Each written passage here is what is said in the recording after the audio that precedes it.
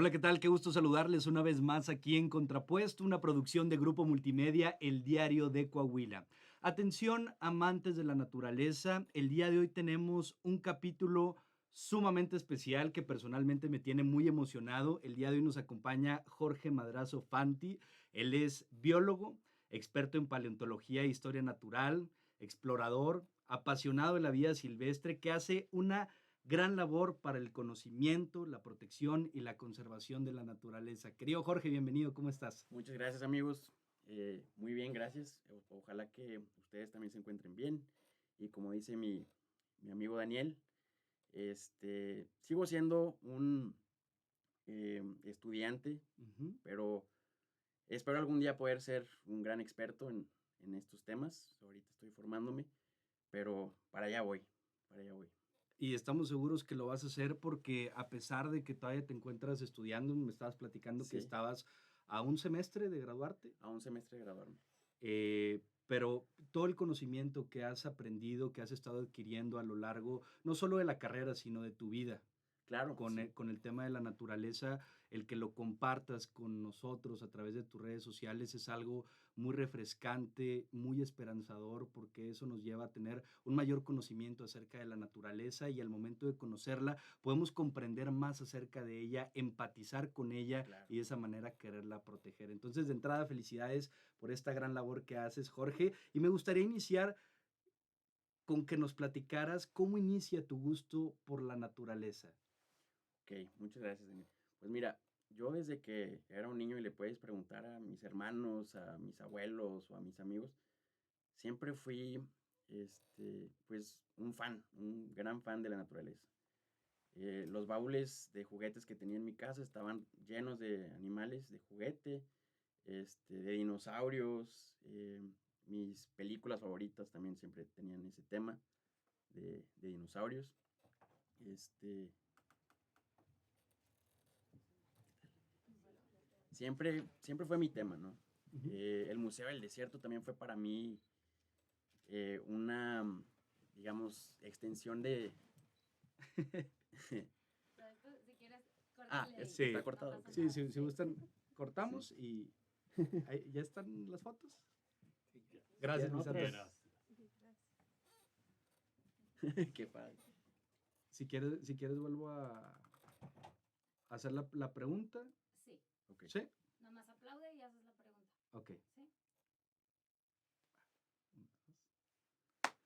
Me gustaría comenzar con que nos platicaras cómo inicia tu gusto por la naturaleza. Ok, bueno. Pues la verdad es que yo siempre he sido un gran fan de la naturaleza, desde que estaba bien chiquito. Siempre fui eh, un niño que tuvo mascotas exóticas. Ok. Siempre tuve escorpiones, tarántulas, serpientes, camaleones. Todo eso lo alimentaba mi papá, por su lado, ¿no? Mis juguetes también, mis baúles de juguetes repletos de animales en miniatura, de animales del mar, de animales de la selva. También tenía em, dinosaurios, muchos dinosaurios por todos lados. Ok. Y además, pues me tocó la suerte de nacer aquí en Saltillo, donde tenemos el Museo del Desierto, que para mí era un lugar donde podía hacer volar mi imaginación y alimentar también mi imaginación, que, que de cierta forma desarrollé cuando consumía los documentales que me regalaban también de Navidad. O sea, siempre tuve temas de historia natural en mi casa, desde que estaba bien chiquito. Y mis papás me apoyaron, siempre me apoyaron. Y también mis abuelos o sea, no sé, siempre le dieron por mi lado. En vez de buscar eh, meterme en otras cosas, siempre me dieron por mi lado. Qué chulada, ¿no? Que te apoyen de esa manera y que puedan identificar tus papás cuáles son tus gustos, tus inclinaciones, tal vez tus pasiones que tienes desde Claro, pequeño y que las vayan alimentando en lugar de restringírtelas. sí, sí, sí. Siempre fue mi interés más profundo, mi interés más fuerte en la naturaleza. Y tuve la suerte de que mi mamá, por ser también maestra Ujú. de estimulación temprana y demás, pues supo cómo estimular esa parte mía y hasta la fecha pues me ha ido bien. He podido desarrollarme en el tema que más me fascina, que es la naturaleza y que voy descubriendo es también la historia natural. Oye, qué fregón. Y aparte que a tu papá también le gustaba el tema de los animales exóticos. ¿Eso es Claro, algo que ya traía o que fue porque tú le dijiste, oye, papá, quiero una tarántula? Y que dijo, bueno, hijo, lo apoyo. O él también ya tenía desde él también antes. siempre fue bichero, vamos Ok, a decirle, siempre fue bichero, tenía ahí sus mascotas también cuando él era más chavo. Este, pero pues obviamente que ahí hicimos mancuerna los dos, se dio cuenta que a mí me gustaban y se aprovechó y entonces muchas veces teníamos animales muy padres, muy raros en la casa. claro, y que no es común y que está muy interesante porque yo creo que a la generalidad le pudieran dar incluso miedo esta Sí, clase de insectos o de claro, serpientes y demás, el tenerlas en la casa, tal vez mucho también por el desconocimiento de los mismos. exactamente. Que fue también parte de lo que ahora que si volteo en retrospectiva, me fue eh, pues dando pauta para convertirme en lo que soy, porque yo me acuerdo que, digo, también hay que hacer énfasis en esto, invitaba a mis amigos a mi casa, haz de cuenta, y no se querían quedar a dormir porque les daba miedo que en la noche se escapara, no sé, la serpiente o la tarántula o el escorpión. Mis primos también. Pues, Ok, ahorita fechas navideñas, se de cuenta que era de que llegaban mis primos de fuera y ¿dónde nos vamos a quedar a dormir los primos para divertirnos? Y pues, mi casa no era opción porque les daba miedo. ok. Pero bueno, por otro lado, los días del padre, por ejemplo, siempre hacía yo, ahora se parece mucho a lo que estoy haciendo ahora con mis redes sociales, pero hacía dibujos, no sé, tengo uno en la casa que le hice a mi papá el día del padre, como un sabías qué, ¿no? O sea, dibujé un tigre y le puse, ¿sabías qué?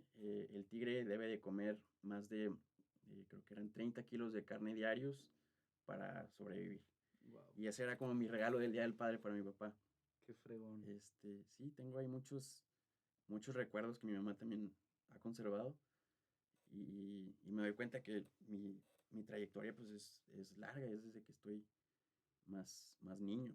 Sí, desde pequeño fue una pasión que tuviste que la fueron alimentando poco a poco y Ujú, que ahora se ha estado ya profesionalizando, pero qué bonito el poderte dedicar a algo que realmente amas, que sientes como tuyo y que además ahora lo puedes dar a conocer a los demás claro. de esta manera para que ellos también lo vayan adoptando.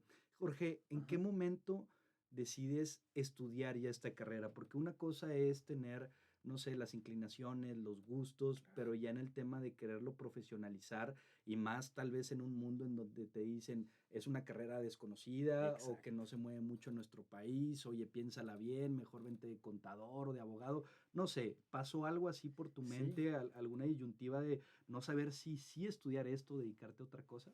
qué gran pregunta, porque sí, de hecho eso es creo que también como un checkpoint importante en la historia de mi vida, de mi ser o hasta ahorita, porque cuando yo estaba, bueno, siempre fueron mis intereses intensos esos, pero después llego a la prepa, que es cuando te tienes que empezar a preparar para tomar la decisión de qué carrera estudiar, Ujú, y te llevaba estas clases de networking y demás justo para hacer exámenes de vocación y demás, sí, y me ponía nervioso porque no sabía qué era lo que quería hacer y escuchaba a mis amigos hablar sobre todo el tema económico, hay sí, que, hay que decirlo. Este, Mucha gente piensa que uno, a lo mejor la biología no es bien pagada, pero yo creo que ella más depende de cada quien, ujú, de cómo se busque sus medios y que sea ese outlier de la estadística o de las generalidades, que se pueda salir uno del cuadro, ¿no? Sacarle sí, el cuadro. Pero yo batallé para escoger mi carrera, en realidad, porque yo era inseguro. Mis papás siempre me apoyaron, ujú, pero yo era inseguro y también me tomaba muy en serio ese tema del dinero. Y veía a mis amigos que todos, que abogados, ingenieros, y yo decía, chin, es que a mí no me gusta eso. Y decía, bueno, lo que más se le parece es la medicina. La ya, medicina, y bueno, resulta que en mi familia tengo un tío que es cirujano y muchas veces me invitó a observar cirugías, para ver si era lo que en realidad quería. Y la verdad es que sí me gustaba mucho, pero no me llenaba.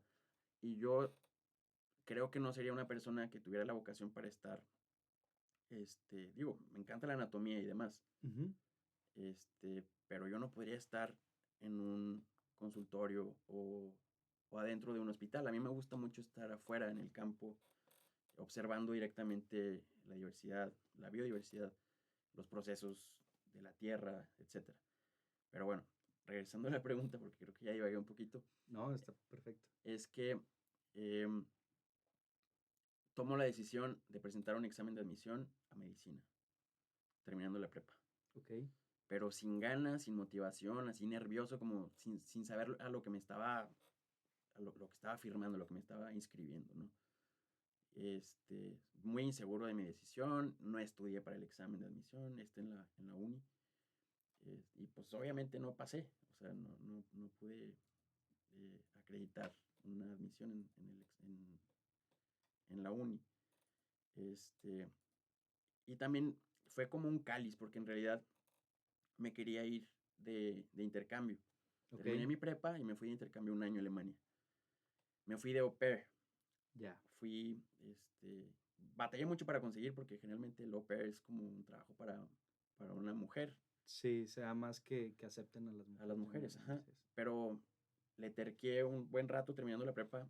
Creo que fueron 3 meses. Yo planeaba irme apenas terminaba la prepa y me iba. Pero Ok. tardé 3 meses en encontrar la oportunidad. Hasta que una familia me contacta y pues me cambia la vida ahí, ¿no? Y ya, según yo, iba a organizar mis ideas en este año de intercambio y ya iba a regresar con la idea de que quería estudiar. Muy bien. Total, estoy allá y mis trabajos eran, no fui ni un niñero como tal, porque en realidad el chavo más joven de la familia tenía 17 años. Ok. Entonces yo iba a ser más que nada como un amigo extra que le ayudaba con sus tareas de inglés, de español, que podría choferearlo a la escuela, a sus fiestas, reuniones, a los abuelitos también llevarlos al súper. La verdad fue un año muy bonito, de muchos descubrimientos, muy revelador para mí. Trabajé también, tenía un viñedo, entonces pisqué uva, le aprendí un poquito al tema de los vinos. También tenían sembradíos de papa, de tomate, calabaza, espárrago. Y me encantaba ensuciarme, o sea, me encantaba estar en la tierra y jugándole al agricultor, ¿no? Al granjerito. Y estuvo increíble. Sí. En el viñedo resulta que era como una montaña, o sea, no era un viñedo plano, Ok. era una ladera de una montaña y la roca de ahí era roca caliza que se formó en algún momento del pasado en un mar. Entonces había fósiles marinos, había, me acuerdo, amonites y algunos bivalvos, había conchas de varios animales marinos. Entonces yo, pues, cuando me dejaban ahí piscando la uva, de repente también curioseaba en qué bichos podía encontrar ahí, tanto extintos como actuales, ¿no? Cool. Otra planta muy bonita que encontré en ese viñedo fue un tulipán silvestre, amarillo, Ya. la flor bien bonita, ¿qué más? Unas salamandras que no recuerdo el nombre, pero era una salamandra naranja muy bonita. Entonces yo todo el tiempo aprovechaba el estar fuera porque aprendía mucho sobre la naturaleza. Y ya después de que regreso aquí a México, justo resulta que mi mamá tenía este programa con su amiga Ajá. sobre gente de Saltillo que estaban haciendo cosas importantes o que había que platicarse de esas cosas. Y resulta que le hace una entrevista a Arturo González, el director del Museo del Desierto, Ya. en una de esas. Entonces yo regreso y todavía no estaba seguro de que quería estudiar. Y pues platicándole a mi mamá sobre mi experiencia allá, me dice, Jorge, pues es que yo acabo de conocer a Arturo González y te va a gustar conocerlo y demás. Entonces mi mamá conocía también a Maru, su esposa, y, y me pasa el número y yo le marco a Arturo un día. Dije, ¿qué onda Arturo? ¿Cómo estás? Oye, ¿me puedo platicar contigo porque me interesa lo que tú haces y estaría padre que me dieras una orientada? Entonces Arturo me dice que con mucho gusto me invita a su casa, platicamos, veo que que es una persona exitosa. Ujú. Entonces empiezo como a sentirme más seguro de que es una decisión que la puedo tomar sin preocuparme de cómo me vaya a ir económicamente en el futuro. Sí. También ya superé ciertas inseguridades cuando estuve en Alemania, o sea, como que formé un carácter que necesitaba para tomar decisiones importantes. Y conozco a Arturo, me invita a trabajar al Museo del Desierto Ujú. como voluntario porque resulta que también estaban haciendo investigación paleontológica con gente de Alemania, con investigadores alemanes. Qué curioso. Y como yo tenía el idioma Sí. fresco, pues supe meterlo ahí, ¿no? Que a Supe todo dar. aprovecharlo y platicar con ellos y demás. Entonces me invitan a hacer investigación con ellos. Estaban haciendo una investigación sobre amonites Ujú. del Cretácico tardío, o sea, haz de cuenta, lo último de la era de los dinosaurios, Ya. en Coahuila, en Jiménez, el pueblo se llama Jiménez, al norte, cerca con Acuña. Muy bien. Entonces me invitan allá y encontrar los amonites en el piso, o sea, verlos en dónde quedaron fosilizados, para mí fue como, wow, o sea, si yo le pudiera decir al Jorge niño de 6 años, esto, si se lo pudiera enseñar, estaría orgulloso el niño chiquillo ese y estaría muy feliz de que el camino que hemos seguido nos ha hecho ser, nos ha dado frutos muy padres de disfrutar, ¿no?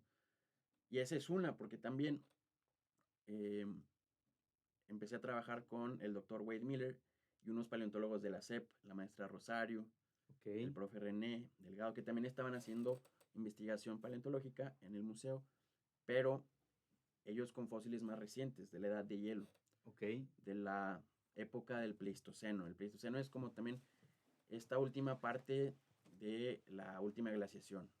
Si vieron la película de la era de hielo, Sí. pues es más o menos Por ahí. por ahí. Entonces trabajamos con mamuts, con caballos prehistóricos, primitivos. Trabajamos con camellos, también hubo camellos aquí en Coahuila y Sí. en todo México. ¿Qué más? Otro tipo de proboscideos, otro tipo de elefantes primitivos, una diversidad muy padre.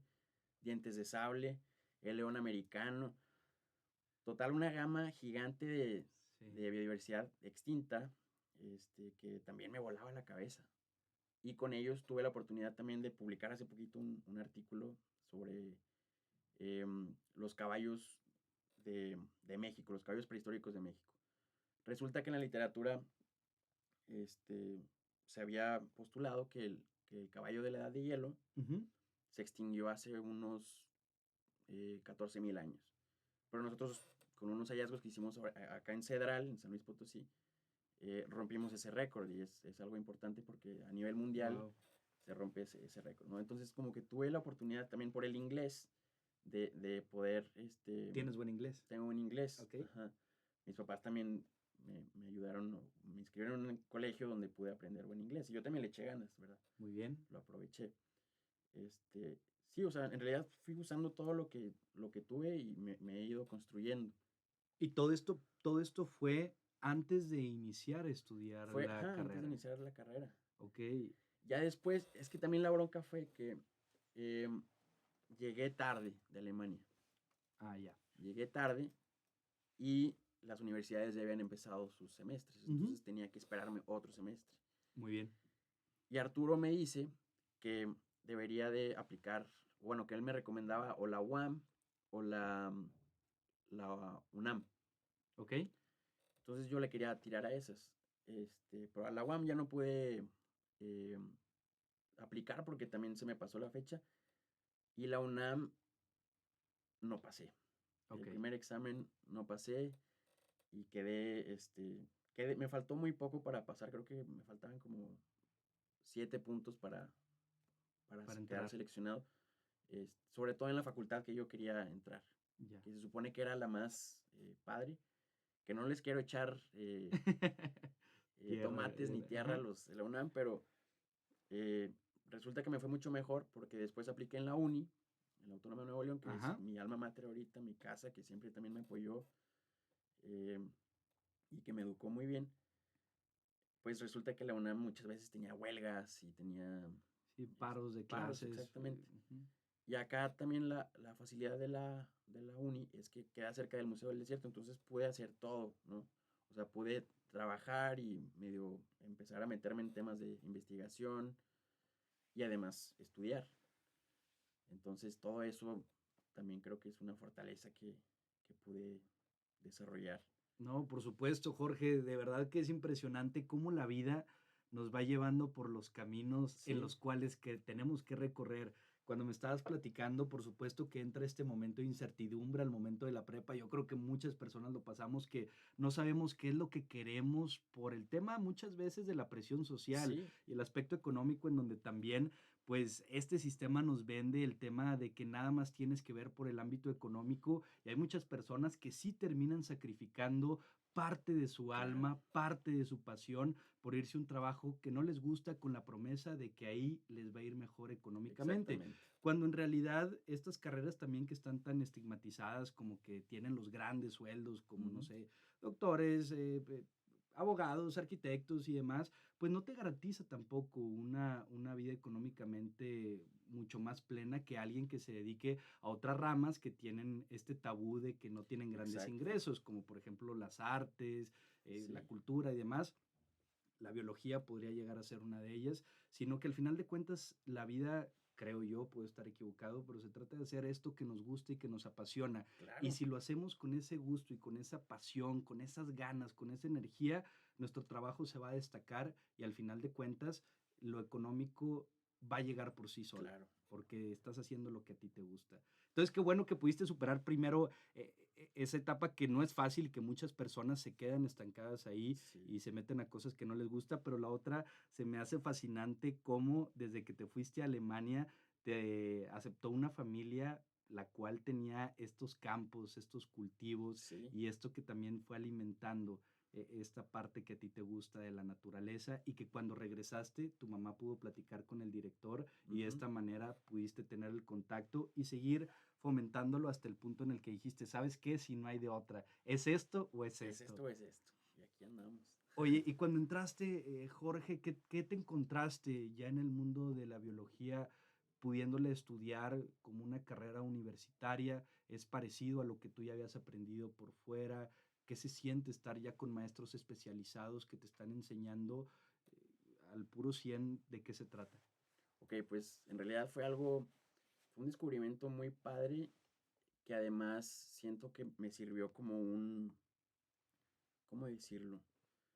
Pues tenía lo de ambos mundos, o sea, el mundo laboral actual donde podía yo ejercer y por otro lado la academia donde me podía seguir educando, entonces combinaba ambas, ¿no? Ya. Y eso creo que también me ayudó mucho a enfocarme y a no perder la esperanza, porque también, digo, los maestros que me tocaron fueron maestros increíbles, pero obviamente no todos los estudiantes tenemos la misma forma de aprender. Ujú.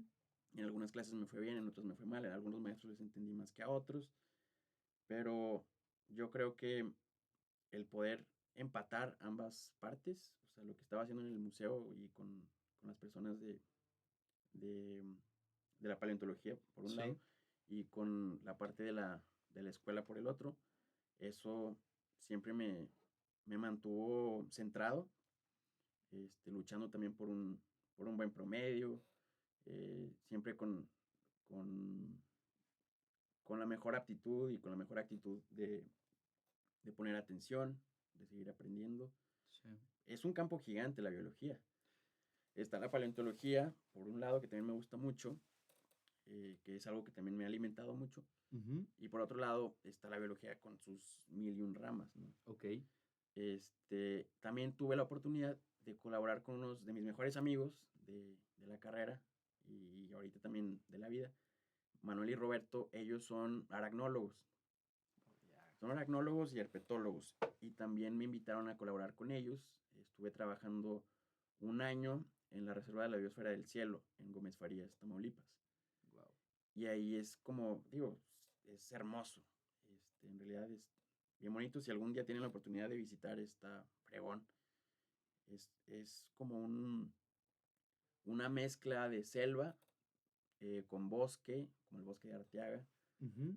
la selva casi de Yucatán, con el bosque de Arteaga, con el desierto de Coahuila un poco también. Wow. Sí, Un es increíble. espectáculo. Y el bosque de niebla, como el de Chiapas. Tiene un pedacito de bosque de niebla que es uno de los ecosistemas más raros que hay en el mundo.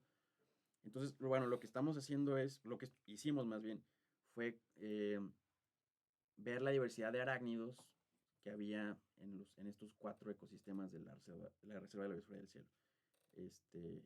La selva, el bosque de montaña, el bosque de pino, el Ujú. bosque templado y se me olvidó el otro. Pero bueno, el chiste es que ahí también tuve la oportunidad de, aparte de la paleontología, también enfocarme en temas más con fauna actual, ¿no? Sí. Con biodiversidad que todavía existe. Y llevé una clase en la carrera que se llama Biología de la Conservación. Y digo, un montón de clases, ¿no? Que formaron mi visión profesional. Y ahorita estoy descubriendo que me gusta mucho el tema de la conservación. ¿Nos puedes Eh, platicar acerca de la conservación? ¿En qué consiste claro que la sí. conservación desde el punto de vista de la biología? Sí, sí, sí. La conservación es más que nada el poder em, aprovechar de manera sustentable nuestro entorno y los recursos naturales que hay dentro de él. Ok.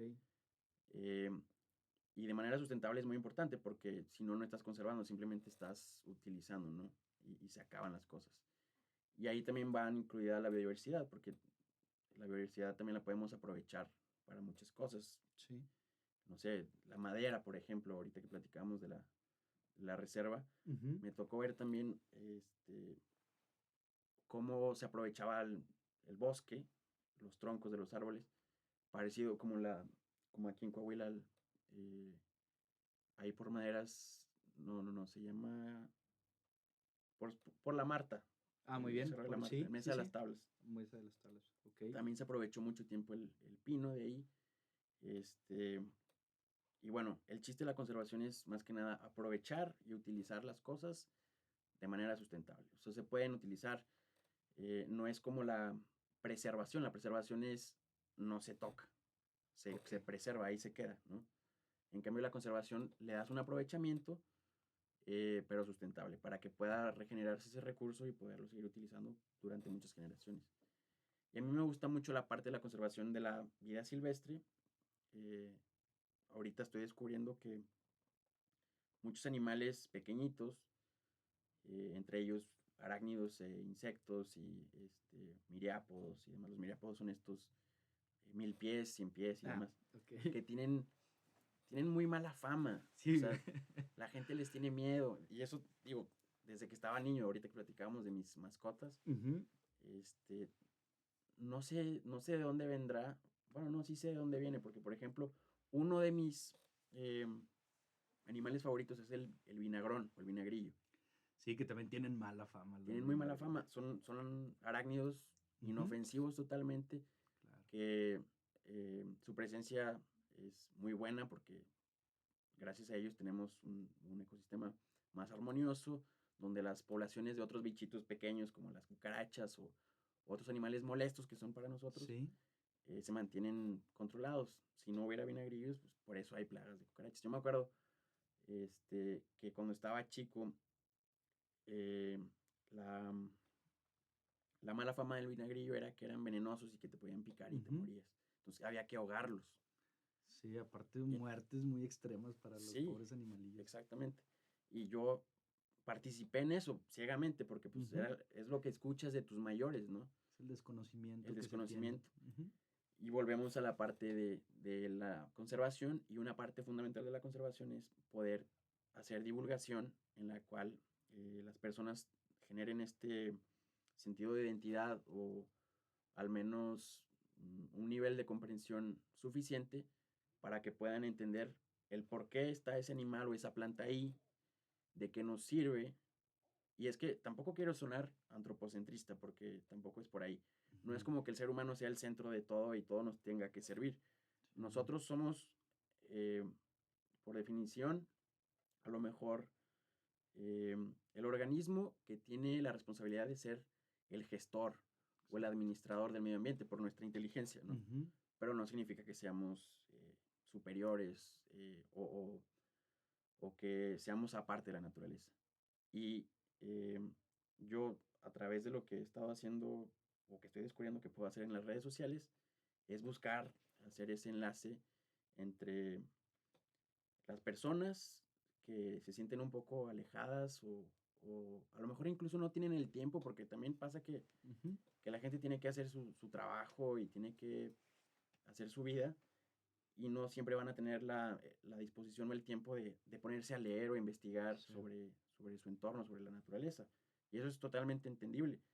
Yo quiero facilitar esa parte, ¿no? Yo claro. quiero ahorrarles esa parte, yo quiero ir directamente al campo y presentar eh, al bicho o a la planta o la situación a la gente para que así empaticen con la naturaleza y así se pueda conservar. Claro, y lo haces de verdad de una manera muy digerible, muy entendible e incluso muy dinámica en la cual podemos ver que tú sostienes a estos insectos o a estos Ujú. animales o incluso estas plantas y nos platicas más acerca de ellos, entonces comenzamos a comprender cuál es la relevancia, porque ahorita que hablábamos del miedo, el miedo generalmente proviene de la ignorancia que Claro, tenemos ante cualquier situación, ante un animal, ante una flor y demás, y entonces en esas ganas o en ese instinto de querernos proteger, es que tenemos ese rechazo, y entonces, ¿qué es lo primero que se nos viene a la mente? No, pues mátalo. ¿Por qué? Pues mátalo. porque tiene unas pincitas o tiene una cola que parece un aguijón, entonces Sí, hay que prevenir y hay que matarlo. Cuando no es así, cuando nos damos cuenta de que todo animalito, todo insecto, todo ser vivo tiene su razón de ser, claro, tiene su razón de existir y es parte de la naturaleza y es parte de este sistema que pues es muy sabio y se controla a sí mismo. Tú lo exactamente. decías, las plagas y demás, pues se controlan con estos depredadorcitos, que a su vez se los come otro Otro depredador depredador, y ese depredador se lo come otro depredador, pero así se mantiene el equilibrio sí, natural. se regula solita. Ajá.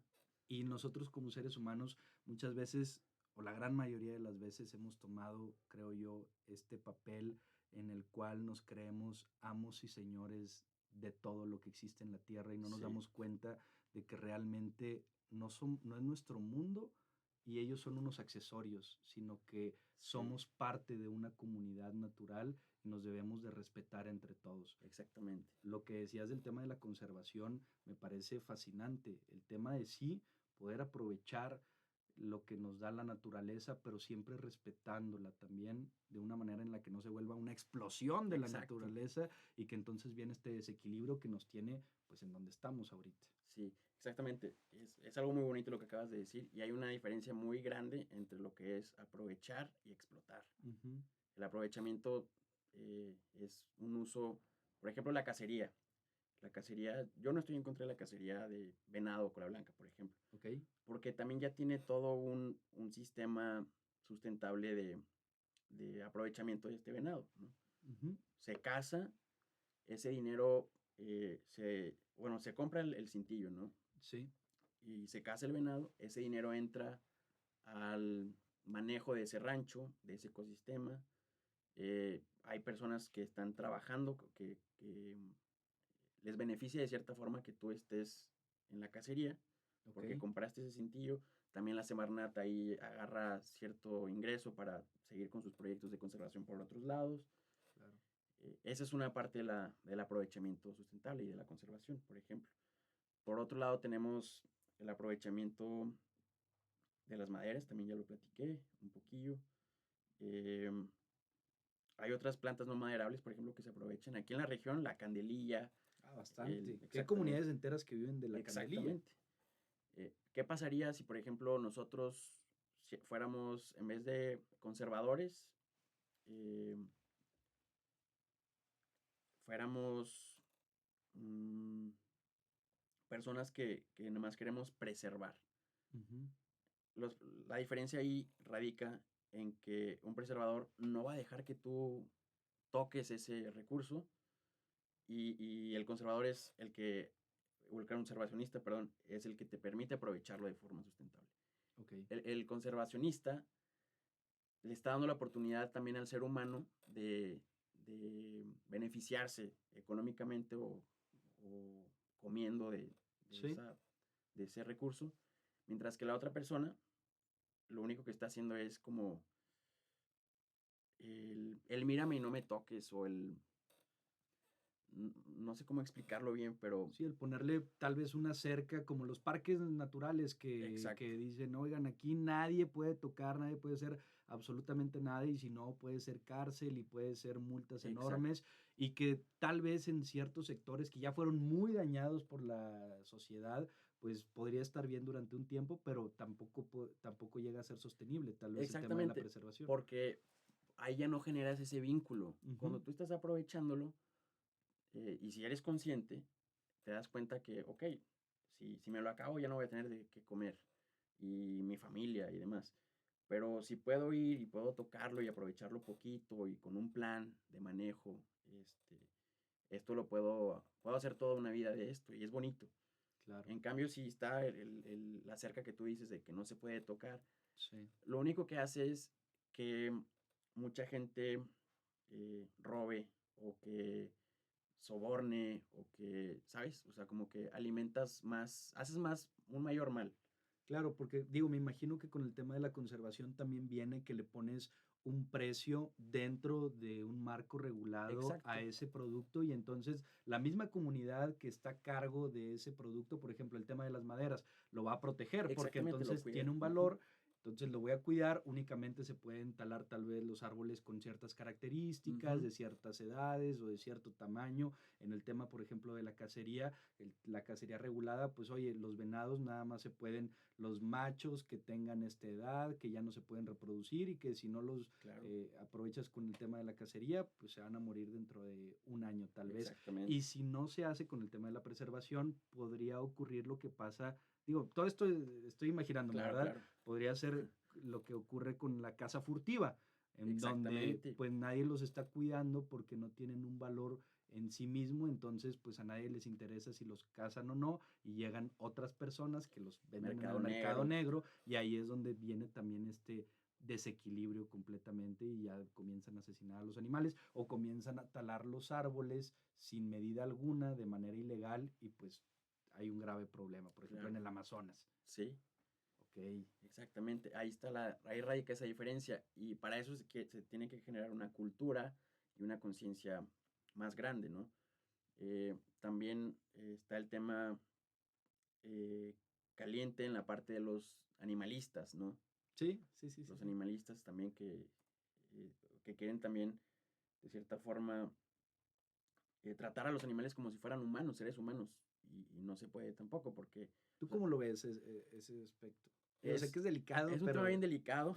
pero ¿tú cómo lo ves Yo no me considero un como animalista. especialista? Ok, Yo soy un conservacionista. Los animales tienen su instinto, tienen su biología y hay que respetarla.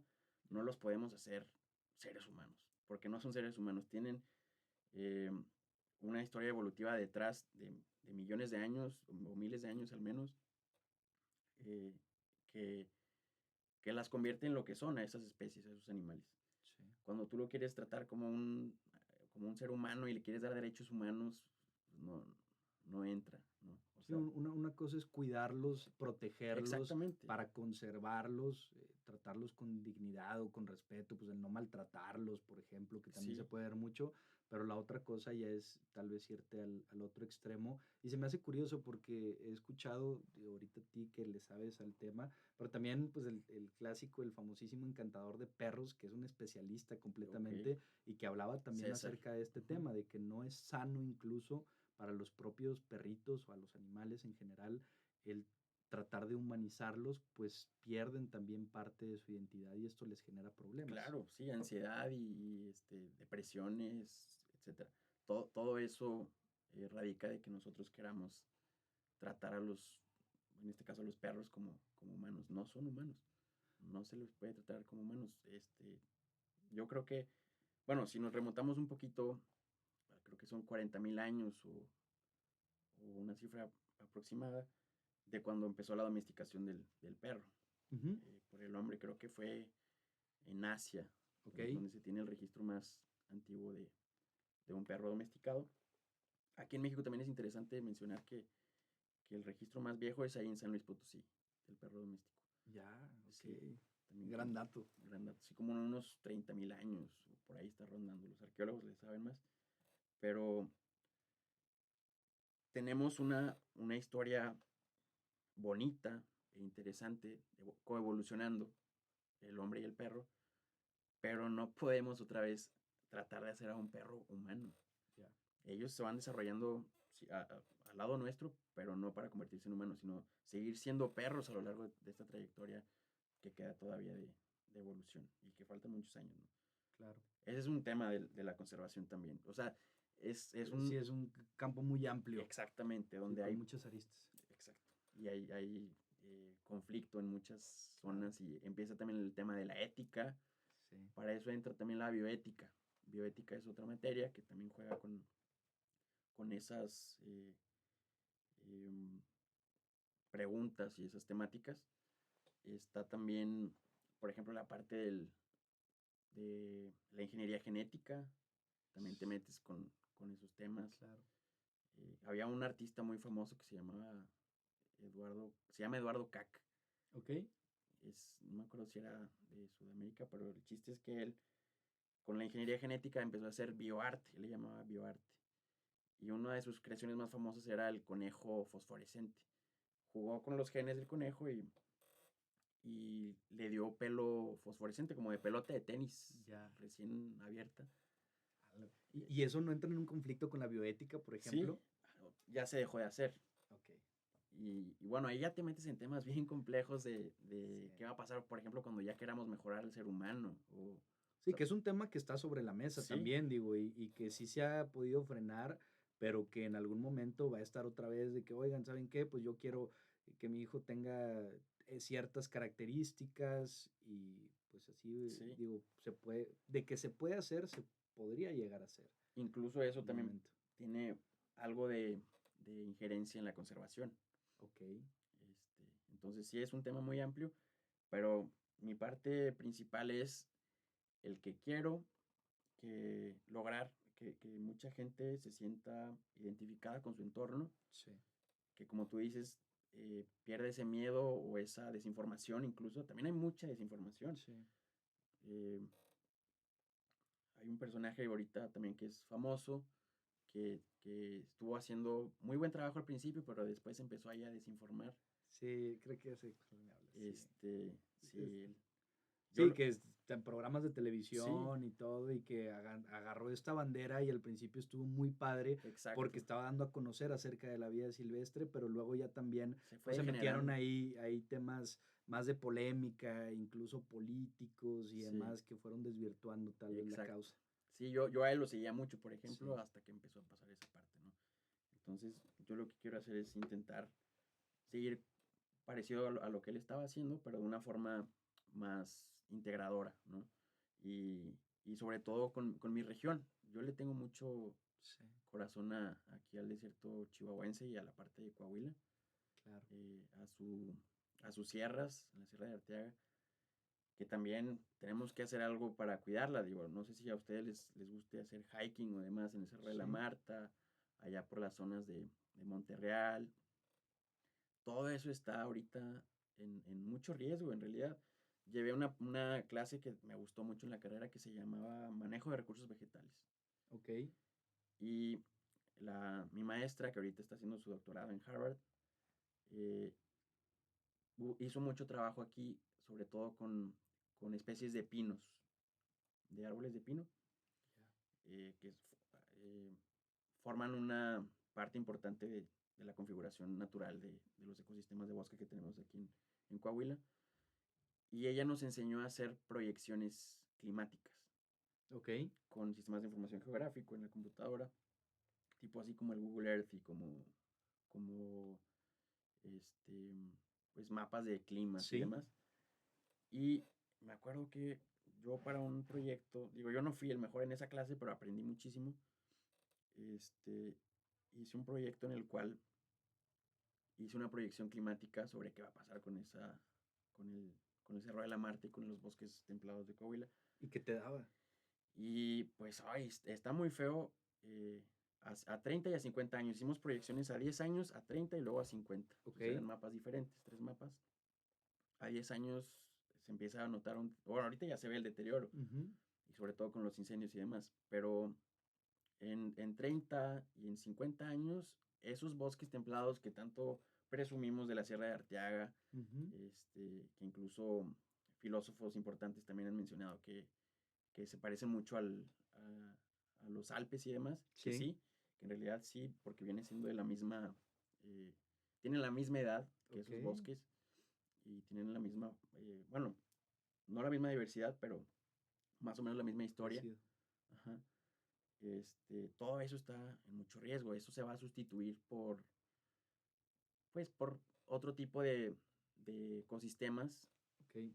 De hecho, no sé si han visto, seguro han visto en la Sierra de Arteaga, por ejemplo, por Monterreal, Ujú. que se ven los pinos y luego está también el populus, el álamo, el alamillo. Sí. Cada vez, Esos van a ganar terreno. exactamente. Ok. O sea, va a sustituir eh, al pino, eventualmente en unas décadas, pero eso, pues, nosotros que estamos chavos nos va a tocar, o Sí. sea, y a nuestros hijos y a nuestros nietos. Eh, ¿Y ahí se puede hacer algo al respecto o es parte de un cambio natural o es producto de la mal aprovechamiento del ser humano en estos espacios? es producto, es ambas, ¿no? Porque en realidad Ok. también, tanto las extinciones, que es un tema que me fascina, las extinciones, Ujú. como las sucesiones ecológicas son un tema que siempre se ha dado. De Ya. hecho, eh, ahorita estamos como en un periodo interglacial, o sea, en las partes de la glaciación hay altos glaciales donde hace mucho frío y se congela una gran parte del planeta, baja el nivel del mar y demás, y Ujú. luego vuelve otra vez a hacer calor y se derriten estos polos, o sea, cambio climático, o estos polos, perdón, estos glaciares, se derriten y hay como sucesiones, ¿no? O sea, Ok. las especies que están adaptadas al frío pierden terreno, se retiran hacia donde está el frío, y las especies que están más adaptadas al calor ganan terreno, ¿no? Y Ya. así eso va sucediendo, pero el tema aquí es que no necesariamente es por nosotros en nuestra región que hagamos un mal aprovechamiento, sino a nivel global. O sea, el cambio climático es algo Es real algo. Sí. que ya se puede ver reflejado en nuestros lugares locales, ¿no? Como la Sierra de Arteaga. Claro. O sea, nosotros lo que podemos hacer es al menos informarnos y tratar de pues, aprovecharlos al máximo, Sí, el tema, por ejemplo, de los incendios que alzarlos, estabas diciendo también, protegerlos, que ajá, que es terrible cuando cultivarlos. ocurre que por una carne asada o por una colilla de cigarro o algo se mueren miles de hectáreas de estos pinos que tienen décadas creciendo y que, como lo mencionabas, es espectacular y se puede comparar con los Alpes y con Claro. muchos otros lugares y que pues todos queremos ir para la foto y todo, pero la cuestión es qué estamos haciendo nosotros para la conservación correcta de estos espacios, tanto directamente Ujú, en estos lugares de Yo Voy Aquí como en el tema del calentamiento global, exacto. indirectamente cómo estamos afectando. Tal vez no nos damos cuenta y decimos, no, es que yo sí cuido el bosque. Pues sí, pero también usas el carro más de lo que deberías de usarlo, podrías Sí. caminar, no sé, tal vez otras estrategias. Lo que me lleva a la siguiente pregunta, mi Jorge, ¿qué podemos hacer nosotros, Ujú. que no somos expertos tal vez en el tema, pero qué podemos hacer nosotros para conservar de mejor manera estos espacios naturales? ¿Cómo nos podemos involucrar nosotros Ok, y no ser ajenos al entorno en el cual vivimos y con los seres con los cuales estamos compartiendo nuestro hogar, que es el planeta exacto. Tierra? Estamos compartiendo. Esa es una palabra también muy clave. Pues justo compartir. O sea, Ok. a lo que voy es que busquemos la forma más sencilla de informarnos, pero la forma más sencilla de informarnos correctamente, Sí, no introducir desinformación a nuestro cerebro, ¿no? ya.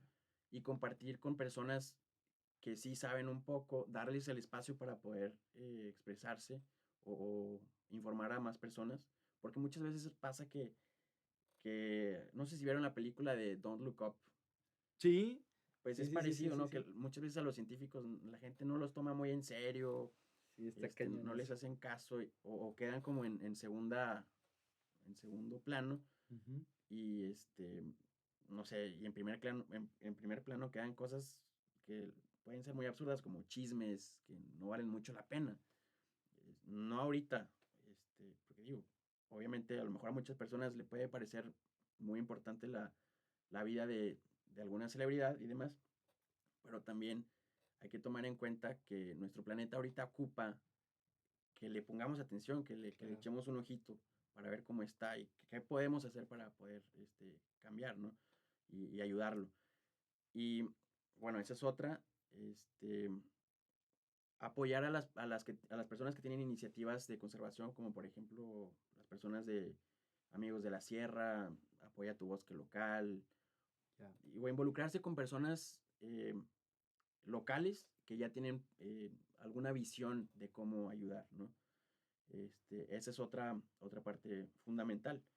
Eh, no sé, con donaciones o simplemente con el hecho de escucharlos y a lo mejor participar con ellos en algún caso, o sea, buscar la forma de apoyar esas iniciativas y a esas personas que ya saben algo y que tienen que compartirlo para poder seguir con este tema de conservar nuestro medio ambiente. Eso es algo, yo creo que fundamental y es pequeñito, o sea, no cuesta mucho. Otra cosa que yo también practico mucho es el familiarizarme con mi entorno, que es, por ejemplo, o sea, digo, no tienes que irte a África a observar Ujú. los animales del Serengeti ni demás para desarrollar tu sentido de conservación.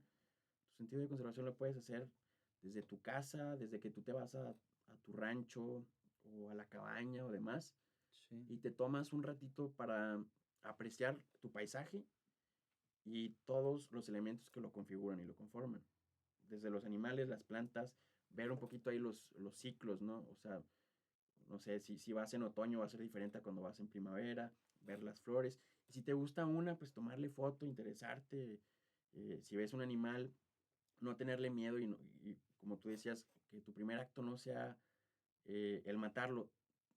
Ahorita me estoy acordando de la xenofobia. Ujú. Yo llevé una clase de etología animal y mi maestro nos explicó sobre la xenofobia. La xenofobia nosotros decimos que es el miedo a los extranjeros. Sí.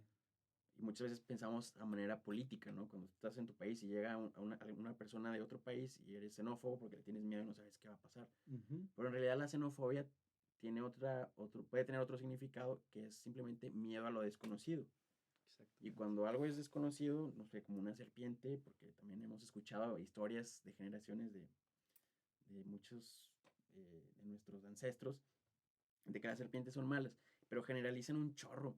Y en realidad ninguna serpiente es mala.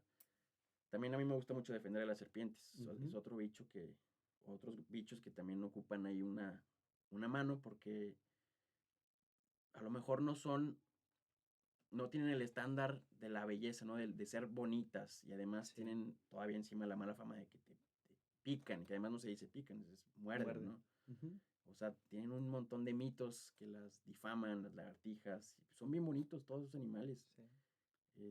Entonces, el chiste es que ustedes, desde donde estén, si pueden apreciar algo de la naturaleza que esté en su alrededor, aprecienlo, valórenlo y así van a cultivar un poquito su sentido de conservación. Si buscan entender un poquito de el por qué está ahí, y es muy sencillo, te digo, o sea, no tienes que irte al otro lado del mundo, puedes estar en tu jardín, puedes estar en tu rancho, en tu Ujú. cabaña, o fuiste al rancho de un amigo, etcétera. Claro. Ahí encuentras estos elementos que te van a hacer sentir que perteneces aquí y que tienes que cuidarlo, porque gozamos del aire que respiramos de la Sierra Ujú. de Arteaga, la Sierra de Zapalinamé también, por ejemplo, es aquí en Saltillo nuestra esponja de agua. Ujú. Ya vimos lo que pasó con nuestra vecina Monterrey, Sí. que se quedaron sin agua. Bueno, ellos es también porque de cierta forma han depredado muchos de estos bosques o de estas asociaciones vegetales o estas plantas que cada vez que llegaban las lluvias Captaban. captaban el agua exactamente y la redireccionaban a los mantos, ¿no? Donde nosotros podíamos aprovecharlos. El suelo también se pierde, por ejemplo, con los incendios ahora. Si no hay plantas que retengan ese suelo, cuando llueve se deslava y ese suelo se va a otro lado. Ya. Entonces también es más difícil una labor de, por ejemplo, reforestación, porque ya no tienen suelo fértil donde poner esas semillas, esos árboles nuevos. Entonces es como comprender esos pequeños mecanismos que son muy lógicos Sí. por el simple hecho de observar qué está pasando en tu entorno Sí, de repente. como dicen por ahí, pequeñas acciones pueden hacer grandes cambios Exacto. y la invitación a quienes nos estén escuchando, por supuesto, hacerlo nosotros mismos, desde la trinchera en la que estemos, como tú lo mencionabas, poder sumar, multiplicar en lugar de estar restando y dividiendo, es nuestro hogar, son nuestros compañeros, Ujú. nuestros roomies aquí en el Exacto. mundo. Entonces hay que ser conscientes y hay que conocer para poder seguir conservando, Exacto. quitarnos todos estos tabús, quitarnos todos estos mitos que pueden existir y antes de juzgar, antes de matar, antes de eliminar o antes de rechazar, poder comprender la Exacto. importancia que tienen los Sí. insectos, los animales, las plantas, todos los seres con los que convivimos día con día y saber que nosotros somos parte de, no Exacto. somos ajenos. Entonces, sumamente importante, mi querido Jorge, de verdad ha sido muy ilustrativa esta plática. Te agradecemos mucho que nos compartas un poco de tu vasto conocimiento en la materia. Ojalá que pronto nos vuelvas a acompañar para seguir platicando acerca de estos y otros más temas en materia de la naturaleza, porque es fascinante el poder conocer más en nuestro entorno y te agradecemos muchísimo. No, para nada. Para mí es el gusto y de verdad que me siento muy afortunado y privilegiado de que ustedes me hayan invitado a platicar aquí con ustedes. Y sí, como dice Daniel, como digo yo, hay que conocer para coexistir. Conocer para coexistir. Conocer para poder coexistir. Es una Sí. gran frase, es tu hashtag, ¿verdad? Es mi hashtag, sí. En tus redes sociales, ¿cómo te podemos encontrar para la gente que quiera conocer más acerca de todos estos seres que tú estás subiendo constantemente, además con información muy detallada? Ok, pues bueno, en Facebook me tengo con mi nombre, Jorge Madrazo Fanti, y en Instagram, que es el que ahorita estoy intentando desarrollar más, es J-THEWILDMF. Jada Wild MF. Ese es mi nombre ahorita de usuario en Instagram. Y pronto les compartiré más cosas interesantes sobre nuestro entorno. Para que lo Perfecto. podamos conocer y podamos coexistir en él. Jorge Madrazo Fanti, te agradecemos muchísimo de nueva cuenta por habernos acompañado. Muchas gracias, Daniel, por invitarme. Y gracias a toda la gente que nos estuvo escuchando aquí en Contrapuesto, una producción de Grupo Multimedia, El Diario de Coahuila. Láncense a las redes sociales de Jorge, no se van a arrepentir. Y por supuesto también los estamos leyendo en las redes sociales del Diario de Coahuila para que nos escriban por ahí. Cuídense mucho, nos escuchamos, nos vemos en la próxima.